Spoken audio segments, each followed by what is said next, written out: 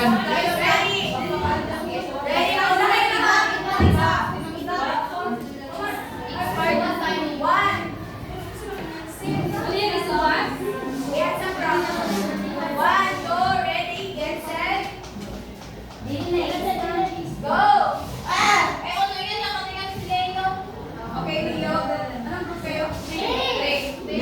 The picture shows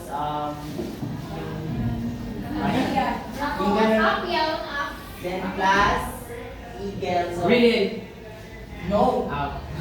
So yung family Google. niya na word is Google.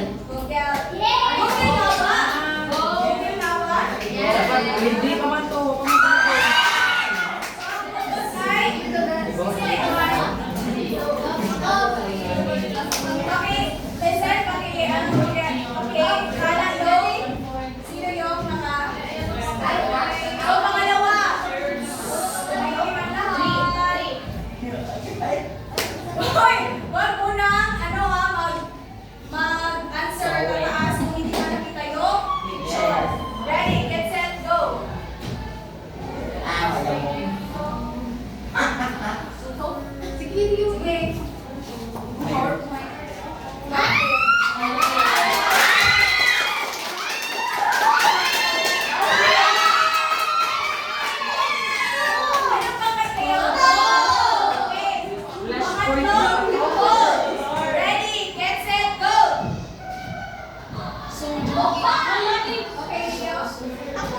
That picture shows then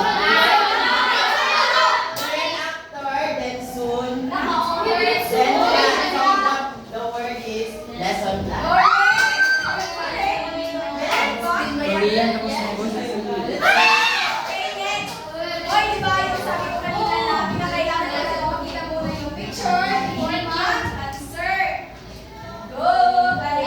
Listen plan!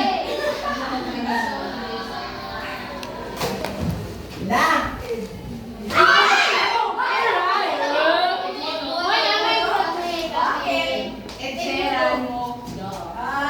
Moda!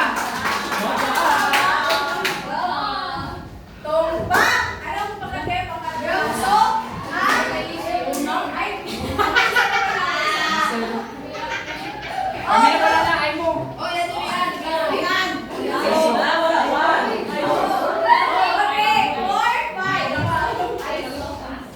No!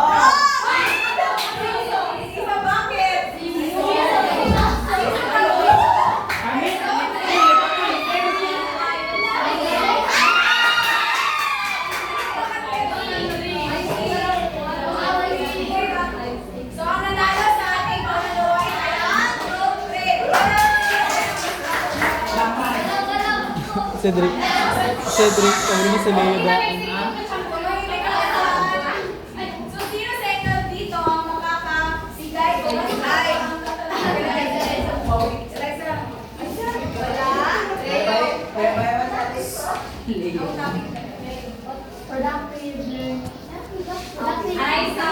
Sige ako.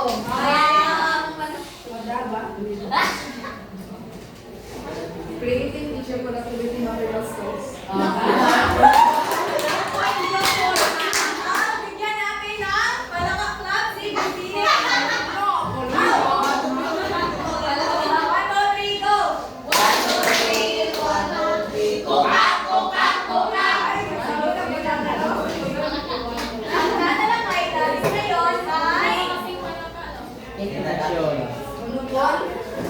Tama yung sinabi ni Binibili na Liza. Creating Teacher productivity materials using technology tools. The integration of digital tools in education has significantly improved productivity by automating tasks, streamlining communication, and enhancing lesson planning and student engagement. So, sa paglipas ng panahon at pag-unlad ng teknolohiya, ay mayroon itong malaking epekto sa larangan ng edukasyon. Kadit lang. Kabalo. Kadit lang. Pwede. Sapagkat ito na ang nagiging kasangga ng guro nang sila ay maging produktibo sila. So, ngayon, sino sa inyo ang naka-experience or nakaranas na naging produktibo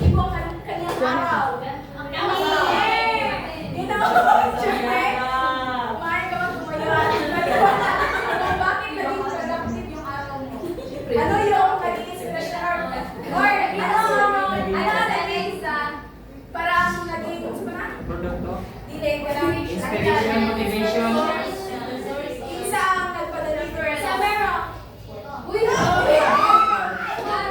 Yate. ano mga materials na ginagamit mo sa Parang produktibo ang isa sa mga labanan na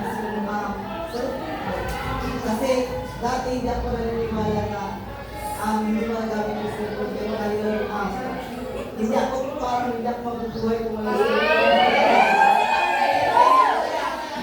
Hindi na magkakasya. Sinasabi kapag produktibo ka ay ito yung natapos mo talaga yung mga gawain mo. Diba? Meron talaga tayong kakbay ng mga apps nang sila na ay matapos ang isang gawain.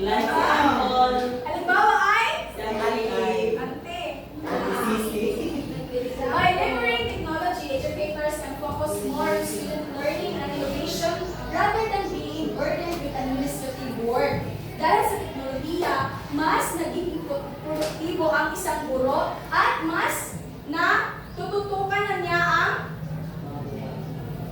Mga estudyante. mga estudyante or ang mga pag-aaral rather than sa mga paperworks. So ngayon, tatalakayin natin ay kung ano nga ba ang mga technology tools or mga materials na maaaring gamitin ng isang guro nang sa ganun ay magiging productive siya. Ngayon, lesson planning and content creation. Technology tools in lesson planning and content creation enhance teacher productivity. Diba sabi ko kanina, may iba't ibang apps na or may iba't ibang educational apps na makatutulong sa guro nang sa ganun ay maging mapadali or makakasave siya ng time. Diba? Sapagkat ang mga apps ay nagpapadali ng mga works ng teacher. So sa lesson planning and content creation, meron tayong Google Classroom and Microsoft Teams. Organize lessons, assignments, and communication in one platform, making it easy to share materials and interact with students. Alam naman natin ang Google Classroom ay maaaring ang guro ay maglagay ng mga gawain, mga educational videos nang sa ganun ay makakakita or makita ni student kahit na wala sa classroom. Maaaring nandun lang siya sa bahay nila at mag-open siya ng Google Classroom ay makita niya yung mga lessons or mga contents na ibigay ng guro at maaari din siyang magpasa ng kanyang mga output dito. Ang Microsoft Teams din is, di ba narito yung mga PowerPoint makakagawa or makaka-create ng content yung guro na maaari niyang gamitin sa pagtatalakay. So dito, di ba, mas na kanang save ng time or not, or kanang dili na siya hassle, di ba? Canva, Prezi, and PowerPoint. Sa paggawa ng lesson plan and content page creator, create visually appealing presentations, infographics, and lesson materials that enhance student understanding. So, di ba, alam naman natin ang Canva, Prezi, at PowerPoint. Ito talaga yung mga apps na nagpapadali ng paggawa ng mga presentation ng isang guro. Sa Canva, di ba, alam niyo yung magic wand? Magic board. Magic board. Magic wand. Wand. Okay na, magic wand. Di ba, mag-generate siya. Halimbawa, Ay, sa kanila. magic wands, di ba? Mag-ano ka lang doon, mag-command ka lang doon na make a lesson plan. Di ba? Mag-generate agad siya ng mga lesson plan. Ngunit, laging tandaan na pinakailangan yung mga command mo ay tama, malinaw, specific, nang sa ganun ay hindi mag-generate siya ng broad or kanang mas libog. Naintindihan ba? Yes. Isa siya sa nagpapadali nang sa ganun ay maging produktibo. Khan Academy, TED, Ed, and YouTube Education. Ito yung mga application, access prepaid educational videos and interactive resources to supplement their traditional teaching methods. So dito, ang mga apps na ito ay nakatutulong upang mas madali yung or makakuha siguro ng mga ready-made na ng mga videos para sa kanyang pagtatalakay. Sa Khan Academy, kapag nag-download kayo ng Khan Academy, is marami talaga itong mga pre-made or ready-made na ng mga videos na maaari talagang gamitin ng guro at masasabi talagang ni guro na productive talaga ang kanyang araw. Sige. Na-download ko itong Khan Academy dahil yung sa Educate natin, di ba, pinag-kantay ng mga educational apps. So dito sa Khan Academy, nakapaloob dito yung mga subjects na math, science, history, marami pang iba na from kindergarten to first year college. Then dito, for example, dito sa math sa Khan Academy, may mga video doon din. Tuturuan ka din niya kung paano mag-solve ng isang problem.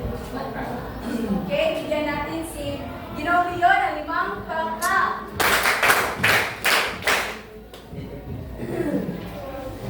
Susunod naman ang Common Let and Read Works. So ang dalawang website na ito ay nakafocus siya sa literacy. Paglinang ng literacy ng isang bata. Ito ay nakafocus sa pagbabasa at pagsulat at pinag-enhance sa grammar sa isang bata.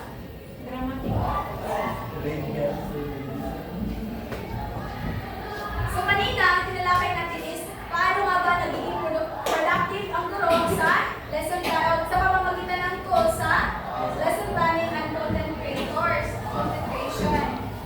Ngayon naman sa classroom management and students engagement. Classroom management and student engagements are crucial for effective teaching and learning. Technology tools help teachers streamline these aspects, making their work more efficient and productive. So ngayon ay i-explore natin kung ano nga ba ang iba't ibang technology tools na maaaring, mga apps na maaaring makatulong sa guro sa pag-manage at engagement ng students. Una, pagbabasa.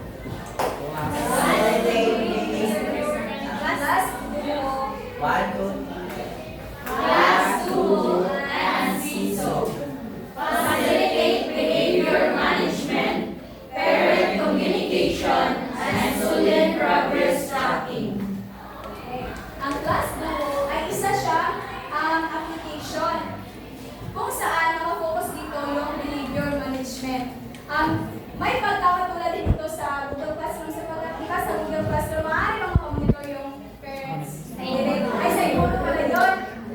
Diba? Sa Class 2 guys,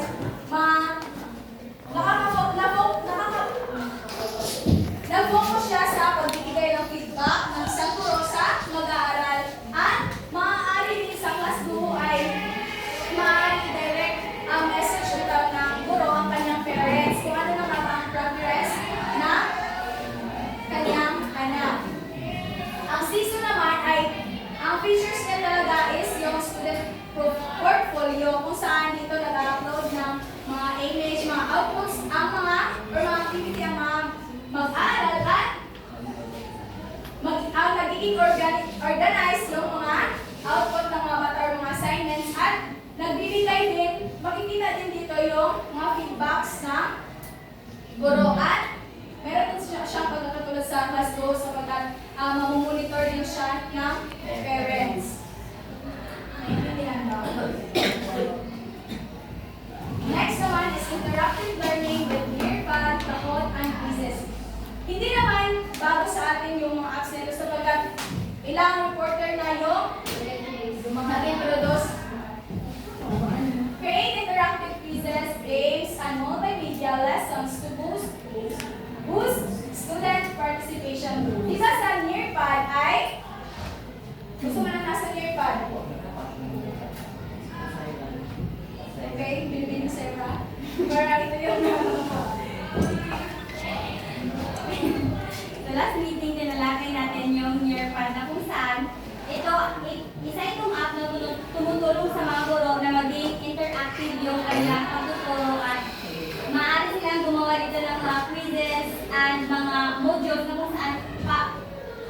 muna ng mga impormasyon ng mga estudyante. Tama. Din sa near panibak is meron din mga video, educational video, kung saan mamamanage talaga ng guro kung sino yung nakakita ng video sa paghalimbawa na lamang. Ang guro ay magbibigay ng code or link na ang dapat talagang tingnan or tingnan talaga ng estudyante.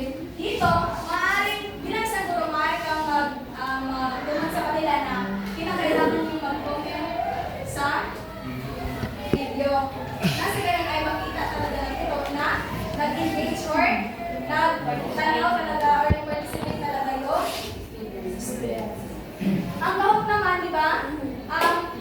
Dito yung mga maraming gamification. Sa kahon, maaari tayong di ba sa ayokay natin, nagano tayo ng kahon at sa pamamagitan ng quiz, mayroong mga challenges na kinakailangan mong lagpasan sa ganun ay buha ka ng mga points or before ka mag-answer sa next number. Real-time feedback with tool everywhere and Mentimeter. Conduct live tools and surveys to assess students' understanding and encourage real-time feedback. So dito sa near, ang tool everywhere is sa word na tool everywhere, di ba? Dito, ma-assess or mamamanage ng guro kung sino yung present or absent sapagkat maaaring dito ang guro magawa ng attendance. At mayroon din mga gamification kung saan sa tulong ng code everywhere, maaari kang halimbawa na lamang gagawa ka ng quiz at dito makikita mo kung sino yung nangunguna sa quiz. Para bang sa kanila dashboard ikaw na, yes, sa quizzes, halimbawa, di ba? May pagkakayo sila sa quizzes sapagkat makikita mo dito kung sino yung nangunguna mag-aaral. At dito rin sa code everywhere is maaari din mag-aaral ay yung mga mag-aaral na mahihayin mag-share ng kanilang mga answer is maaari kong gamitin ang code everywhere nang sa ganun ay lahat ng mga estudyante sa tulong ng kanilang mga cellphone ay makakasagot sila sa katanungan ng isang guro. Ang Mentimeter naman is may pagkakapareho din sila sa code everywhere sapagkat ito din is meron din siyang mga code kung saan makikita yung kung sino yung nag-engage, kung sino yung present at kung sino yung sumagot ng tama o mali, ito makikita ng isang guro. At kung matatanong nyo kung ano ang pagkakaiba ng code everywhere at Mentimeter, ang code everywhere is parang limitado lang siya yung pag-search ko is limited na siya. Ang sa Mentimeter is broad siya kung saan maraming mga gamification na maaaring magamit. Organizing resources with Edmodo and Google Site. Provide a dedicated online space for discussions, assignments, and resource sharing. Di ba sa nakaraan, hours sa nakaraan pag-uulat ni Binibining sa ila ay natalakay or na present niya yung Edmodo. Kung saan ito ay may pagkakapareho rin sa Google Classroom. Kung saan ang mga mag-aaral ay dito nila ilalagay yung mga output nila para siyang portfolio na rin para nag-organize siya.